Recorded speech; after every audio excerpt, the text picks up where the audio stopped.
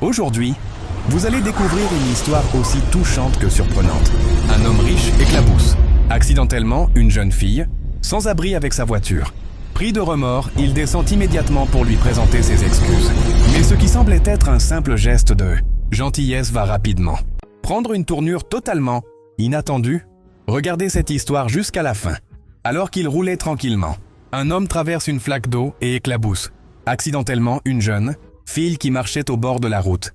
Aussitôt, il freine, gare sa voiture et descend précipitamment. Il s'approche de la jeune fille avec un air sincèrement désolé. À plusieurs reprises, il lui demande pardon. Il lui explique qu'il n'avait pas vu la flaque d'eau de loin et qu'il ne l'a absolument pas fait exprès. La jeune fille, malgré ses vêtements complètement trempés, garde son calme. Elle lui répond simplement « Ce n'est pas grave, je vous pardonne ». L'homme la regarde quelques secondes avant de lui demander « Êtes-vous vraiment sûr de me pardonner ?» Elle répond sans hésiter « Oui, je vous pardonne. Pourquoi garder de la colère ?» L'homme baisse les yeux vers ses vêtements mouillés. Il regrette profondément ce qui vient de se passer. Puis il lui demande avec gentillesse « Où allez-vous ? Laissez-moi vous raccompagner chez vous afin que vous puissiez vous changer. » La réponse de la jeune fille le surprend complètement. Elle lui avoue qu'elle n'a nulle part où aller. Elle n'a ni maison ni parents. Elle vit simplement dans cette rue. En entendant ces paroles, l'homme garde le silence quelques instants. Mais intérieurement, une pensée lui traverse l'esprit. Maintenant qu'elle n'a nulle part où aller, je pense qu'elle pourra m'être utile. Sans laisser paraître ce qu'il pense réellement, il reprend aussitôt la parole. Il explique que son histoire l'a profondément touché. Il lui dit qu'elle ne peut pas rester avec des vêtements mouillés, jusqu'à ce qu'ils sèchent.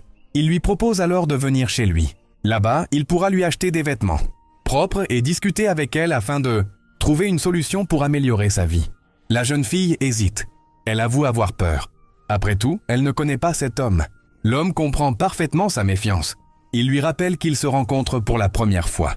Il ajoute que beaucoup de personnes ont peur des inconnus, surtout lorsqu'ils voient quelqu'un conduire une belle voiture. Mais il lui demande simplement de lui faire confiance. Selon lui, il ne lui veut aucun mal.